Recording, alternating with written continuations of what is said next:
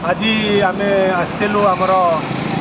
Pipili bypass आम जो toll gate पर जो आम कोणार्क बाईपास जो ओभरब्रिज पाखक सेठी आम गोटे आउ सुनावेश दिन आमर कलिंग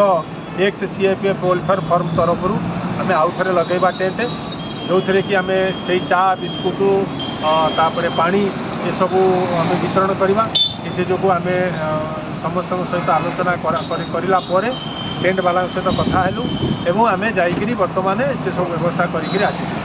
आमर जॉइंट सेक्रेटरी असिस्टेंट सेक्रेटरी आम तारकनाथ मिश्र अच्छा सी विषय किसी कहे आटा आज अनुभव कर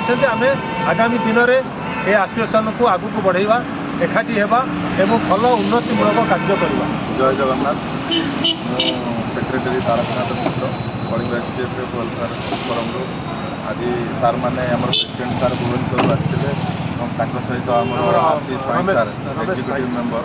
सी भी आसी आम आईएससी सार सहित पूर्व सारे टेलीफोनिक कथबार्ता होते मैंने आम आसी स्पॉट को निर्धारण कर टेंट हाउस को प्रॉपर मैनेजमेंट करके जाऊँ आम सुनावेश दिन एटारे स्टल लगेबू ये कही मोर बाणी विराम दूसरी। जय जगन्नाथ। जय जगन्नाथ। जय जगन्नाथ।